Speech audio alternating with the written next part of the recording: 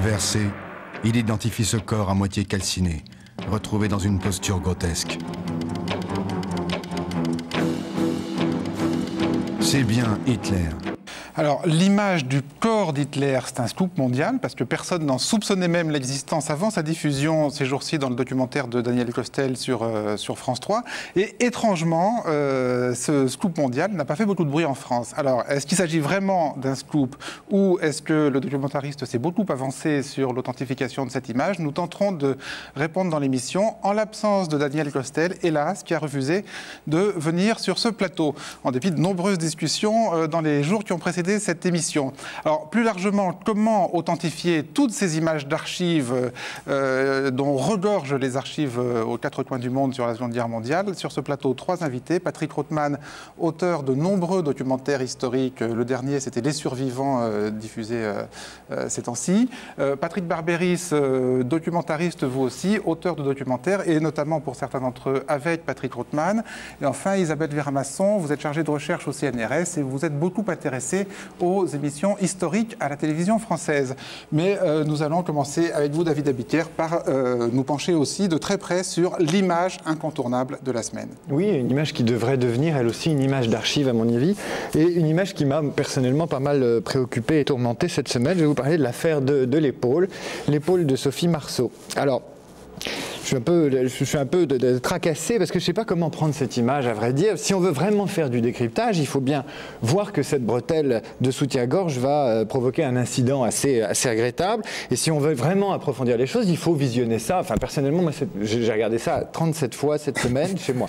Alors, la question centrale que posait Patrick Rothman tout à l'heure en arrivant, c'est est-ce que le coup d'épaule est fortuit ou est-ce qu'il est tout à fait accidentel? Puisque c'est ce coup d'épaule qui fait tomber la bretelle de soutien-gorge. Mais si vous décryptez véritablement, vous apercevez que ça ne peut pas être une bretelle de soutien-gorge. Pourquoi, Maya? Parce que c'est pas tenu par derrière. Non, parce que véritablement, il n'y a sans doute pas de soutien-gorge. Mais enfin bon, c'est une supposition. Alors, est-ce qu'elle l'a fait exprès ou pas exprès? Moi, j'ai envie de dire, personnellement, j'ai pas envie que ce soit du cinéma. Parce que si c'est du cinéma, on retombe dans les ragnagnas, les machins de Cannes, les falbalas, toute cette histoire de choses pas spontanées. Je voudrais que ce soit accidentel. Parce que si c'est accidentel, ben c'est la vie de Sophie Marceau, c'est la vie de son épaule qui part comme ça. Et puis, c'est la vie d'une bretelle.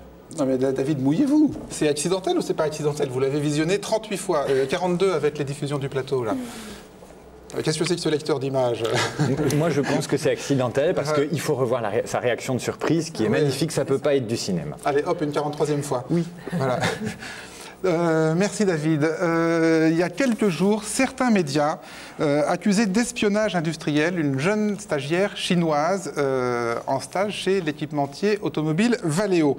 Alors la justice enquête toujours, mais il semblerait bien que certains de ces médias se soient beaucoup avancés à propos de certains détails de l'affaire, comme l'a constaté Christelle Ploquin. La stagiaire était enthousiaste, dynamique, dévouée. Elle ne ménageait pas ses efforts et se montrait toujours disponible. Seul problème, c'était peut-être une espionne venue de Chine pour enregistrer tous les secrets d'un fabricant Valeo. Et tout d'abord, cette surprenante affaire d'espionnage industriel. Ça se passe chez Valeo, un équipementier automobile installé dans les Yvelines. C'est ici, dans ce site de Valeo des Yvelines, que se serait déroulée cette affaire d'espionnage industriel. Il y a 3 mois, l'équipementier automobile a recruté une stagiaire de 22 ans, une jeune chinoise installée en France depuis 3 ans, polyglotte et bardée de diplômes en mathématiques et en physique. Si bien il y a une information qui est vraie. Ça fait depuis 3 ans qu'elle est en France. Et le reste?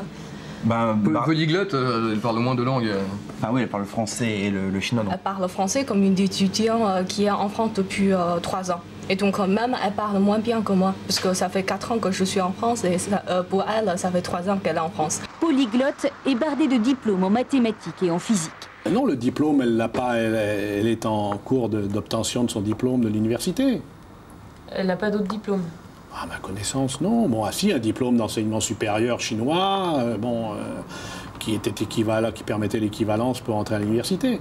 Des informations confidentielles sur des véhicules en projet ont été retrouvées au domicile de la stagiaire. Selon nos informations, il contiendrait notamment des documents sur la stratégie de Valeo en Chine. Elle avait stocké des tas d'informations confidentielles de l'équipementier automobile. Elle est soupçonnée d'espionnage industriel. Je suis persuadé que notre étudiante, c'est une conviction personnelle, j'ai aucune information factuelle, a dû se dire que c'est beaucoup plus simple de copier tout un disque dur que d'aller chercher un par un 50 dossiers qui étaient les siens dans un disque. Les étudiants ne savent plus sélectionner dans leurs sources compte tenu de la richesse des origines d'informations sur Internet. Et ça pose un véritable problème déontologique et intellectuel. Mais je crois que les journalistes non plus. Et que de temps en temps, ils prennent des messages, ils réagissent à l'inspiration, instinctivement, et puis après ils reviennent dessus. Puis ils se disent, tiens, on aurait peut-être dû valider les sources. Lily Wang avait donc accès à des informations confidentielles. La mise en examen s'appelle Mademoiselle Li, et son prénom est Li également. C'est Mademoiselle Li. D'accord, on a vu dans la presse certaines fois le nom Lily Wang. Je crois qu'il y a une confusion avec son lieu de naissance, puisqu'effectivement, elle est née à Hebei, la capitale d'une grande province de Chine, dont la transcription française c'est Wuhan, effectivement. Alors peut-être que cette erreur provient de là. Qu'est-ce que vous avez pensé de la couverture médiatique de cette affaire? La couverture a été assez exagérée à mon sens. Enfin bon, on a l'impression qu'il y a une mayonnaise qui est montée très vite. Alors peut-être par le fait qu'on ait parlé, que quelqu'un ait parlé, en tous les cas c'est pas le parquet, d'espionnage industriel. Alors que c'était très prématuré, parce que actuellement encore, on ne sait pas s'il s'agit véritablement d'espionnage industriel. Mademoiselle Li a été incarcérée le vendredi 29 avril. Mais l'emballement médiatique n'a commencé que 4 jours plus tard, à la suite d'une dépêche de l'agence France Presse parue le lundi 2 mai. C'est cette dépêche qui évoque une jeune femme bardée de diplômes, polyglotte parlant le français, l'allemand, l'espagnol, l'anglais et un peu l'arabe. Quant au nom Lily Wang, il figure dans la dépêche du lendemain matin. Et c'est le journaliste auteur de ces dépêches, correspondant de l'AFP des Yvelines, qui parle le premier d'espionnage industriel. On me présente l'affaire au départ comme une affaire d'espionnage industriel. Mais ça, qui vous le dit? Puisque vous mettez des guillemets dans la dépêche, mais on ne sait pas de qui est la citation. Les sources qui me disent que je rencontre et à qui je téléphone, qui me disent que c'est une affaire, on pense effectivement une affaire d'espionnage industriel. Ils utilisent ce mot-là. Voilà. Moi, je rentre de vacances le lundi 2 mai, je reprends contact avec mes sources pour savoir ce qui s'est passé durant mon absence. Donc on me parle des choses et d'autres, de toutes les affaires qui ont pu se passer sur les Yvelines, les braquages, les vols, et on me parle après coup d'une affaire d'espionnage industriel. Et on me dit c'est une Chinoise qui est incarcérée. Et là tout de suite mon intérêt grandit finalement dans cette affaire. Pourquoi? Parce qu'on est dans un contexte particulier avec l'affaire du textile. On nous laisse à penser finalement que la France, que l'Europe serait un peu envahie par une armée de Chinois, avec beaucoup de parano, serait envahie par une armée de Chinois dans le cadre d'une guerre économique un peu sournoise qui se jouerait sur notre sol. Donc j'ai tout ça un peu dans l'inconscience qui fait que cette affaire d'espionnage industriel qui est déjà intéressante parce qu'il y a un côté un peu romanesque qui plaît, on a en plus cet aspect, donc cette chinoise qui serait finalement un petit peu ce petit soldat de cette armée dont on nous rebat les oreilles depuis un mois et demi. L'affaire me plaît parce que inconsciemment je pense à ça, à ce contexte-là, qui sent un peu la poudre. Bon, donc je pense en apprenant cette affaire que ça peut avoir des répercussions, que ça peut plaire. Voilà, ça peut plaire. Et rappelons que l'affaire est toujours à l'instruction. Sébastien Boller, vous qui connaissez le fonctionnement de notre cerveau dans ses moindres recoins, vous êtes intéressé aux variations de popularité du Premier ministre Jean-Pierre Raffarin. Voilà, j'ai été surpris par un fait assez étrange, c'est que début mai, un premier sondage a crédité Jean-Pierre Raffarin de 21% d'opinion favorable. Il est au bas de sa cote de popularité depuis son investiture. Et voilà que quelques jours plus tard, le 10 mai miracle, un second sondage fait état cette fois de 40% des personnes interrogées qui souhaiteraient le voir maintenu à son poste de Premier ministre, quelle que soit l'issue du référendum. Alors moi, une cote de popularité qui double en l'espace de quelques jours sans que le principal intéressé soit illustré particulièrement sur la scène publique. C'est peut-être pour ça d'ailleurs. On va le voir. Ça aiguise ma curiosité. Alors voilà ce qu'on voyait dans le journal télévisé TF1 samedi 7 mai à 20h, précisément entre les dates de ces deux sondages. Jean-Pierre Raffarin, souffrant en effet d'une inflammation très douloureuse de la vésicule biliaire, a été opéré en urgence cet après-midi. Jean-Pierre Raffarin souffrait depuis quelques jours visiblement d'une très forte inflammation de cette vésicule biliaire. Une crise beaucoup plus violente s'est à l'évidence déclenchée cette nuit et c'est pour cela, devant la souffrance du Premier ministre, que la décision a donc été prise ce matin, très tôt, de l'opérer. Voilà, on voit dans ces extraits les mots qui ressortent, c'est douleur, c'est souffrance. Alors, question, est-ce que la souffrance du Premier ministre aurait pu doper sa cote de popularité? Alors pour répondre à cette question, adoptons un instant le point de vue d'une personne sondée.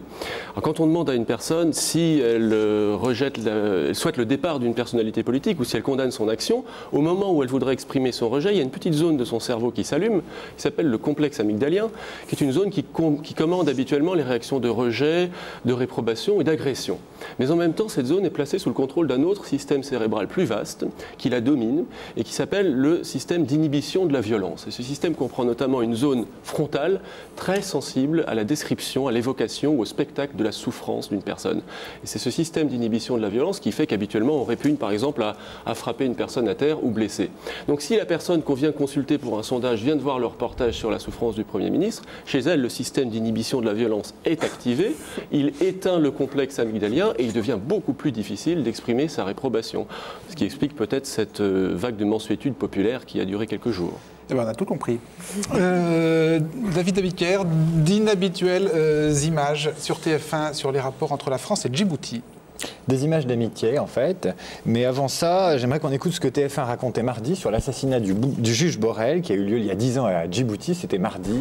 Les suites de l'enquête sur la mort du juge Borrell, il y a 10 ans à Djibouti, la justice souhaitait entendre le président djiboutien comme témoin, mais ce dernier aurait quitté la France juste après un entretien avec Jacques Chirac. Très vite, on s'oriente vers la thèse de l'assassinat.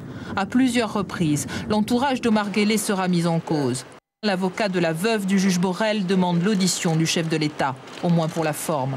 Nous sommes convaincus que le président de la République de Djibouti refusera de répondre à la justice française, ce qui démontrera encore une fois le mépris des hommes politiques, qu'ils soient français ou qu'ils soient djiboutiens, par rapport à la recherche de la vérité. Et dans ce sujet de TF1, tout en rapportant des choses pas très flatteuses pour le régime djiboutien, TF1 diffusait des images de cette complicité affectueuse entre Jacques Chirac et le président de la République. Comment ça va? Je te fais des petites tapouilles, des petites bises. Alors, tu me laisses ma base militaire à Djibouti, je te reçois dans les salons de l'Élysée, puis je te raccompagne, bien évidemment. Allez, 3 bises, parce que chez nous, c'est 6, 3 à l'aller, 3 au retour.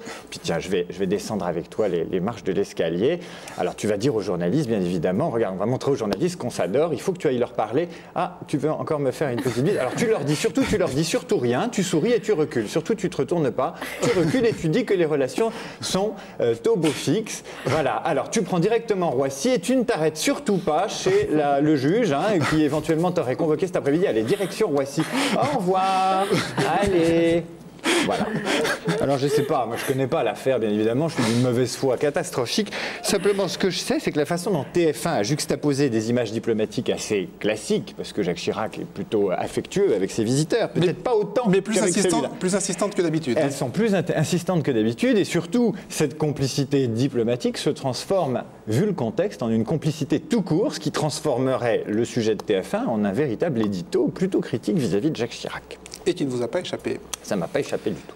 Julia Foyce, aujourd'hui un petit détour par la Turquie. Vous vous êtes intéressée aux 2 facettes de la télé turque. Oui, on en parlait il y a quelques semaines sur ce plateau. La Turquie offre au moins 2 visages, si ce n'est plus. D'un côté, résolument tourné vers l'Europe et de l'autre, au contraire, bien ancré dans une culture musulmane. Un clivage qui se reflète à la télévision, on va le voir. L'offre est très, très riche. En Turquie, il y a pas moins de 45 chaînes avec une couverture nationale. Là, on trouve de tout, beaucoup d'infos, surtout très occidentalisantes, avec même une Sky et une CNN turque. On y voit de la pub, des clips, du divertissement, des dessins animés, de la fiction et j'en passe. Sur ces chaînes-là, pas question de parler de religion. Bien au contraire, nous sommes dans un pays de tradition laïque. Un détail, par exemple, les femmes qui s'y trouvent ne se montrent pas seulement tête nue, mais surtout particulièrement découvertes. Voilà, un peu comme chez nous, quoi. Sophie Marceau, télé turque, même combat. Voilà, c'est à peu près ça. Le parallèle est osé, mais c'est à peu près ça. À 2 exceptions près, ceci dit, 2 ovnis dans ce paysage télévisuel, Canal S et Canal 7, qui sont 2 chaînes privées tenues par des familles appartenant à des familles très très religieuses. Et alors pour le coup, on y trouve des émissions qui relaient des préceptes de l'islam, des pubs pour le Coran, c'est des robes, ou encore des films d'animation sur la vie du prophète. Mais le véritable atout de ces chaînes-là, ce sont 2 émissions hebdomadaires caritatives.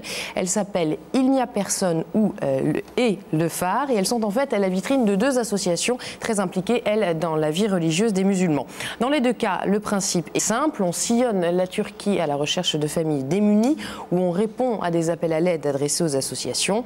Ces familles se trouvent toujours dans des régions rurales, très pauvres, très reculées. Les femmes portent ici, au contraire, toujours le voile, c'est systématique.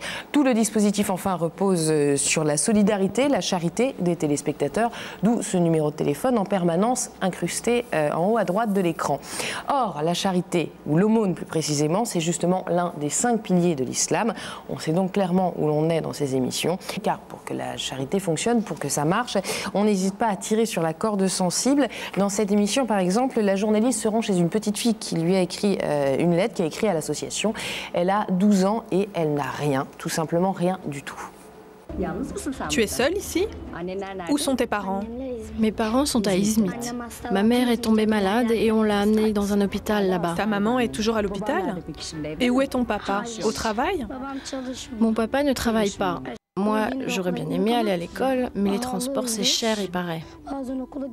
Alors parfois, je n'y vais pas et j'ai honte. Pourquoi tu as honte, ma chérie? J'arrive pas à payer certains cours ou certaines fournitures. C'est pour ça que j'ai honte d'y aller.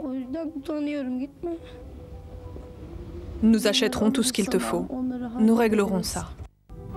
On fait pleurer, donc on fait de l'audience et du coup, les commerçants en profitent pour se faire de jolis coups de pub, mine de rien. Et ce, dans les 2 émissions, dans celle qu'on va regarder, il n'y a personne. Donc vous allez voir la séquence obligée, c'est celle du grand magasin.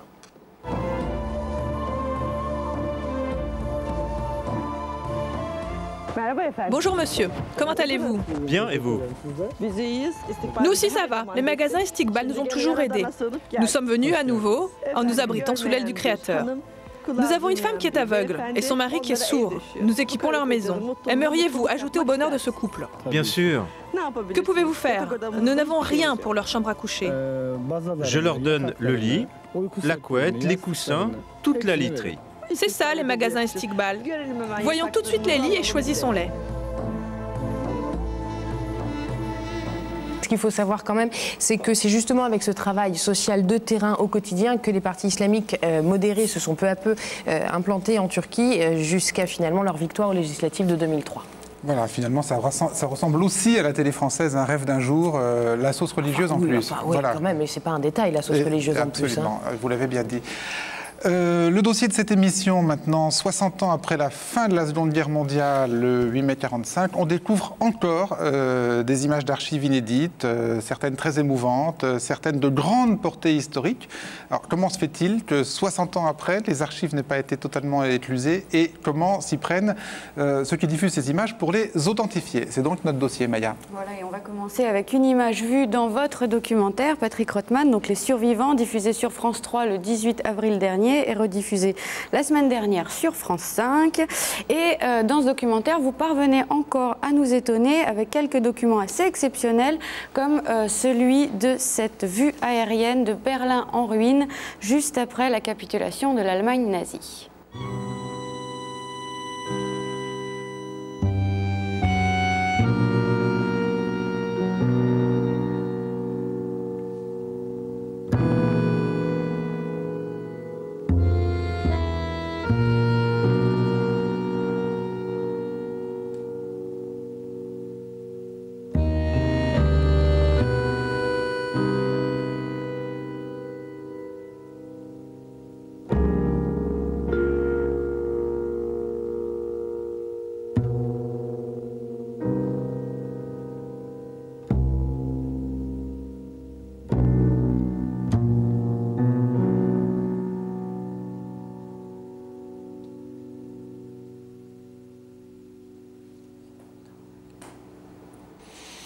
Alors vous l'avez laissé en longueur, hein, et vous avez eu raison, parce que c'est vrai que c'est extraordinaire, hein, cette vue aérienne. Je l'ai coupé.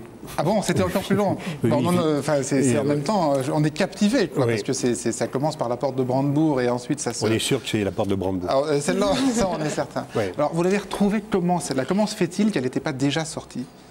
Bon, ben, c'est tout le problème des archives. C'est donc ma documentaliste, Marie-Hélène Barberis, qui est l'épouse de Patrick Barberis, voilà, hein, je le dis pour les avec laquelle je travaille depuis de nombreuses années, qui donc explore, en l'occurrence ça vient du NARA, donc des Archives nationales américaines. C'est un fonds qui s'appelle, elle m'a fait une petite note, 18 SFP, donc c'est les Special Film Project, et c'est un fonds où sont recueillis des films de mitraillage aérien par les aviateurs, et donc avec les correspondants montés dans les avions. Et il y a un fonds sur toute la guerre en Europe depuis le débarquement de ces fonds. Et dans ces fonds, il y a des vues aériennes. Alors, et donc c'était classé mitraillage aérien et pas classé Berlin 45, ce qui explique... Pas du tout. Et voilà le problème. C'est qu'il faut, on pourrait prendre d'autres exemples sur d'autres images tout à l'heure, le problème c'est qu'il n'y a pas... Il ne faut pas s'imaginer que les archives, c'est un carrefour, un supermarché où vous arrivez, vous voulez l'image aérienne de Berlin,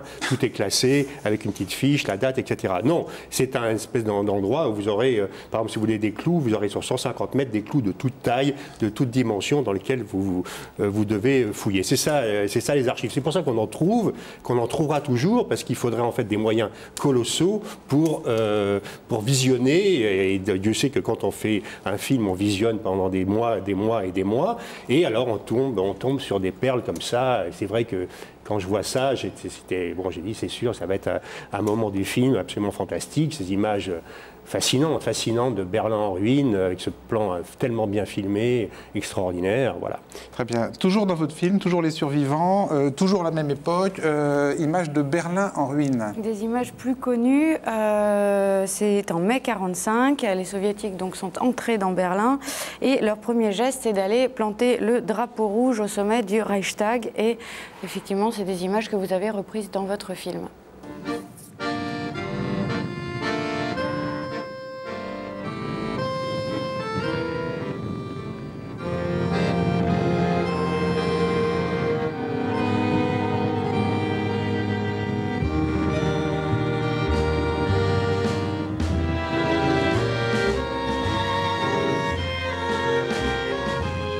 Quelques heures plus tard, le drapeau rouge flotte sur le Reichstag. Le Troisième Reich n'est plus qu'un amas de ruines, à l'image de sa capitale. Voilà, et on pouvait se dire, en voyant ça, que celui qui a filmé ces images a eu la chance d'être au bon endroit, au bon moment. Mais on comprenait un peu mieux en regardant Arte, le 8 mai, un autre documentaire qui reprenait là aussi ces images.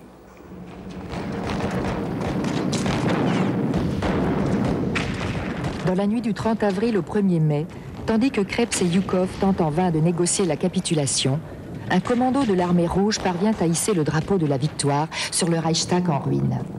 Image reconstituée, nous disait Arte clairement, ce qui effectivement permettait de mieux comprendre. Alors, Patrick Barberis, reconstitué dans des conditions que vous connaissez bien, puisque vous vous êtes intéressé aux filmeurs de ces images. C'est des images qui ont été tournées par Roman Carmen dans les jours qui ont suivi la chute de Berlin. Alors, Roman Carmen, c'est qui Roman Carmen, c'est un cinéaste qui commence à tourner au début des années 20, qui est un élève de Dziga Vertov et qui va faire ses premières armes pendant la guerre d'Espagne. C'est vraiment l'inventeur du film de guerre moderne. Mais en même temps, c'est un cinéaste, je veux dire, au sens le plus fort de ce terme. Il avait une expression qui était assez étonnante, qui disait « l'important, c'est pas d'être vrai, c'est d'être juste ».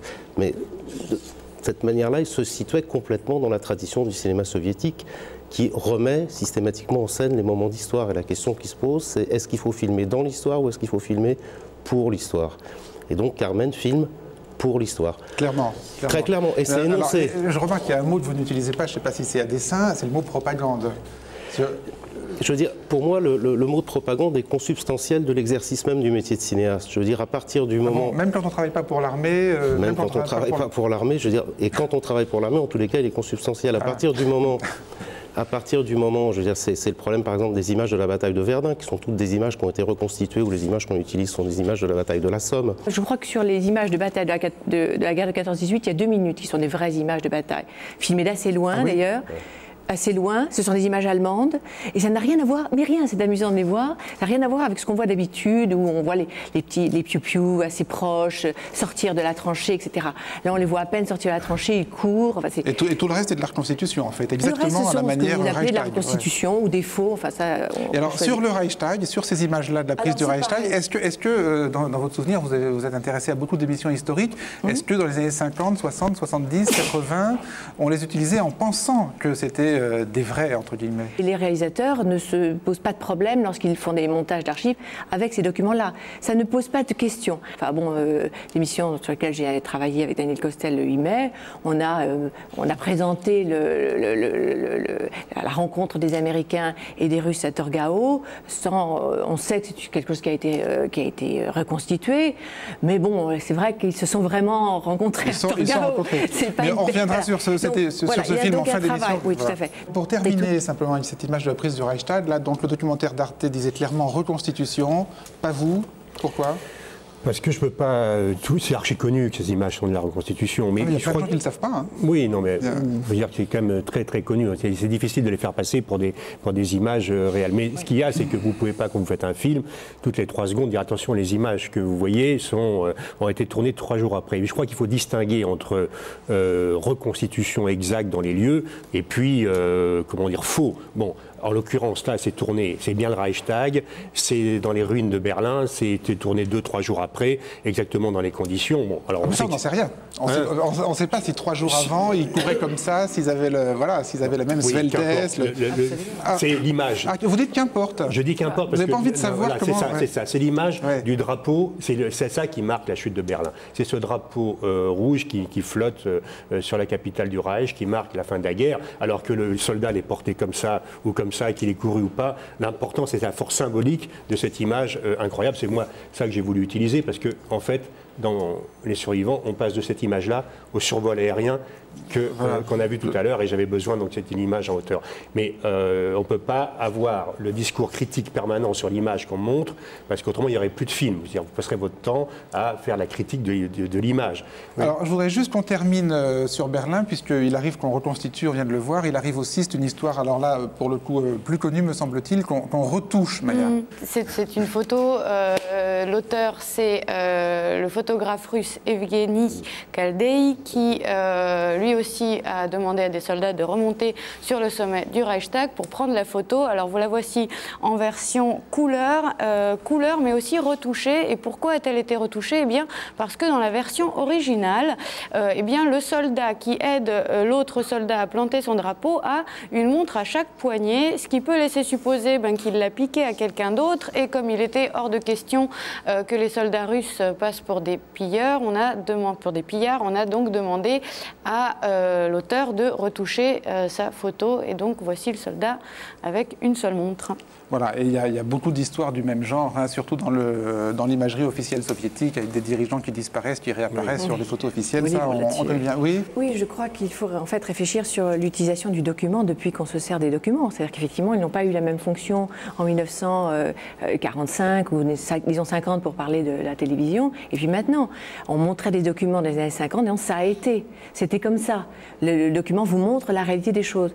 Je crois que ce que disait Patrick Rothman, et c'est vrai dans la plupart des documents, le document n'a plus tout à fait la même fonction. Il est là pour raconter l'époque. Alors qu'est-ce qu'il dit aujourd'hui? Qu'est-ce qu'il dit? S'il dit plus ça a été, il dit quoi? Il dit parfois ça a été, quand on est sûr, mais c'est vrai que c'est difficile à l'intérieur d'un documentaire de faire la distinction, mais souvent il essaie de reconstituer l'époque, la tessiture d'une époque, des images, des gens. Et c'est vrai que vous avez raison, le costume était le même, la porte de Brandebourg était là. Alors justement sur la valeur et le statut du document, une dernière séquence dans Les Survivants de Rothman qui nous a intrigués, Maya. Voilà, donc dans votre documentaire, vous retracez l'histoire des camps et de leur libération, et vous avez choisi de le faire en alternant images d'archives et témoignages de ceux que vous avez donc appelés les survivants. Donc des images, des paroles qui avancent ensemble, les images illustrent les récits et les récits renforcent les images.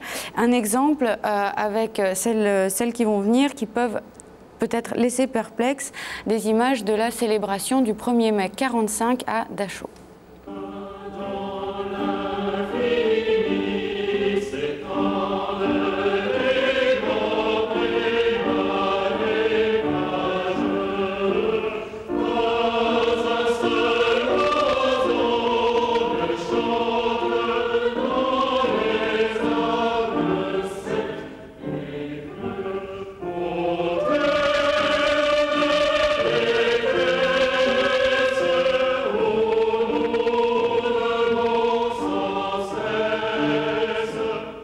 1er mai, les rescapés de Dachau se réunissent sur la place d'Appel pour une cérémonie fraternelle.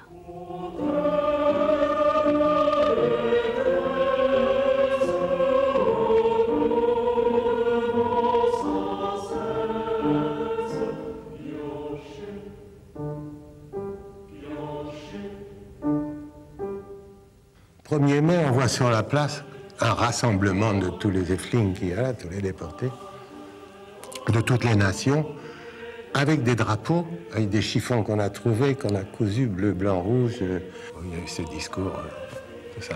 Évidemment, là, c'est une envolée, c'est un moment très émouvant. Bon, alors, évidemment, le récit du rescapé semble crédibiliser l'image. En même temps, il parle de chiffons qu'on a cousus, et quand on voit l'image, on voit bien que ce n'est pas des chiffons qu'on a cousus, c'est des vrais beaux drapeaux authentiques. Il y a des écharpes tricolores. Il faut rappeler qu'on est, le jour où cette scène est apparemment tournée, le lendemain ou le surlendemain de la libération du camp. Et le lendemain ou le surlendemain? Le 1er mai, on est. Le camp est libéré le 29 ou le 30 avril? Le 29. Le 29. Est-ce que c'est plausible? C'est tout à fait plausible, et là, je peux vous certifier que ces images ont été tournées le 1er mai, parce qu'il y a plusieurs sources d'archives. Là, vous arrêtez la séquence, et après, on voit qu'il y a au moins deux sources différentes. Il y a Stevens qui a tourné, et on voit que ce n'est pas les mêmes images. George Stevens, donc, qui était lieutenant-colonel dans l'armée américaine, et le grain d'image n'est pas le même, etc. Il filme la même cérémonie. J'ai utilisé un peu de ces images, et ça, c'est une source qui alors, provient aussi du NARA. Dans un, je peux vous donner le fond, ça s'appelle 324 USAF 1857, c'est une source des films aériens. Alors, je reviens à ce que je disais tout à l'heure au début, c'est-à-dire qu'on trouve des documents, là on ne les attend pas du tout, là c'est dans un fond qui est aussi consacré à des films aériens, survol, etc. Et dedans, il y avait ça. Alors évidemment, non mais vous n'avez pas tiqué, franchement, quand vous les avez découverts pour la première fois, vous n'êtes pas dit, 48 heures après la libération d'un camp, c'est juste pas possible matériellement. D'où sortiraient les drapeaux, d'où sortiraient les écharpes? Les Américains sont arrivés, tout le monde est arrivé. Avec une cargaison de drapeaux de tous les pays comme ça? Ils ont fait. Vous croyez quoi? Que c'est une reconstitution, ça? Je ne peux pas imaginer. Vous croyez qu'ils ont fait venir des milliers de gens comme ça et des drapeaux pour le 1er mai? Non, je ne crois rien du tout. J'ai du mal à imaginer parce qu'on a vu par ailleurs d'autres images de la libération des camps, c'est-à-dire d'autres camps, hein, mais des jours qui suivent la libération du camp. Enfin, les gens sont faméliques, c'est des squelettes ambulants, ils ne sont pas habillés comme ça. Mais parce que vous avez, excusez-moi, vous avez une image du camp qui est effectivement l'horreur que d'ailleurs je montre dans les survivants ailleurs. Il faut savoir quand même qu'il y a dans les camps, à l'intérieur des camps, même une très très grande inégalité de situation. Il y a des gens qui sont mourants, moribonds, qui sont à l'infirmerie. Il y en a d'autres qui sont en meilleur état. Et c'est vrai que vous avez parlé de Stevens par exemple, mais il y a encore d'autres sources sur la libération de Dachau. Hein. On a retrouvé des images aussi qui sont apparemment tournées dans les mêmes jours. On va les voir maintenant.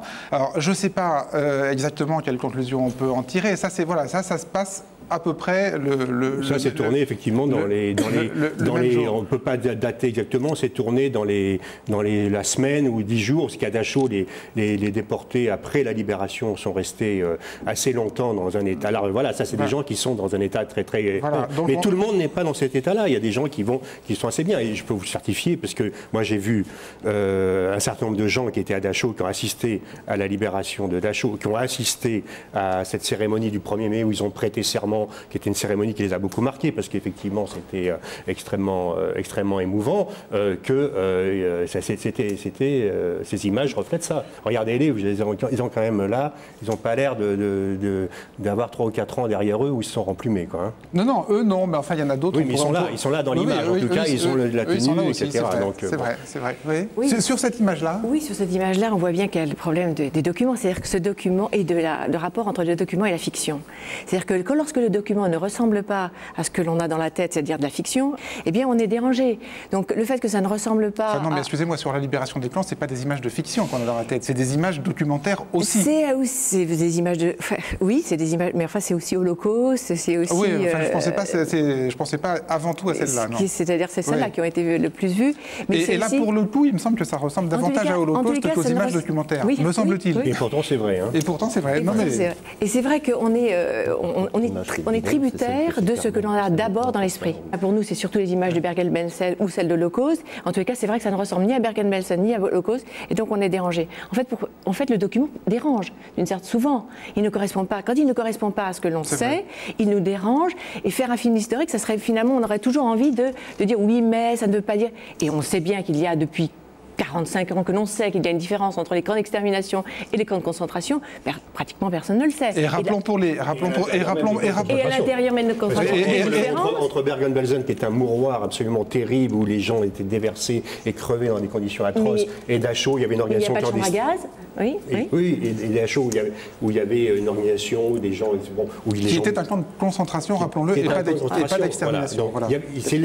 L'inégalité des situations est très très grande. Je voudrais qu'on termine, parce qu'évidemment cette image était tout à fait intéressante, mais la plus spectaculaire et à notre avis la plus contestable, donc qui n'était pas contenue dans votre documentaire, mais dans un autre documentaire, Maya. Dans celui de Daniel Costel, donc le 8 mai 1945, beaucoup d'images rares là aussi, ou assez peu connues, des derniers jours de la guerre, des images de la chute de Berlin, et même un vrai scoop, pour la première fois, l'image du cadavre d'Hitler, donc attention, des images un peu difficiles.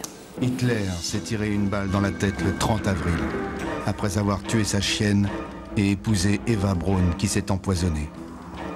Il a ordonné de faire brûler leur corps avec ce qui reste d'essence dans le bunker. Les soviétiques ont capturé l'amiral Hans-Erik Voss, attaché naval auprès du Führer. Il était dans le bunker. Bouleversé, il identifie ce corps à moitié calciné, retrouvé dans une posture grotesque. C'est bien Hitler. Les soviétiques transportent les corps d'Hitler et d'Eva Braun à côté de ceux des enfants de Goebbels, un petit garçon et 5 petites filles.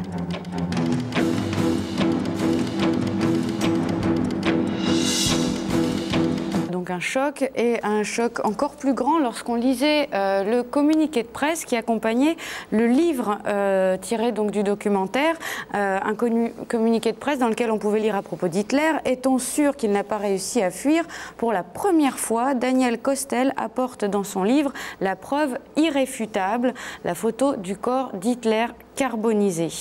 Sauf que le lendemain, donc le doc de Daniel Costel a été diffusé le 7, et le 8 mai, donc le lendemain, sur Arte, on pouvait voir un autre documentaire allemand, cette fois, La dernière bataille, qui retraçait là aussi les tout derniers jours du Reich, mais du point de vue allemand, un docu-fiction donc qui mélange reconstitution des dernières heures du Reich, images d'archives et récits des derniers témoins présents dans le bunker, et notamment celui du standardiste, l'un des derniers à quitter les lieux.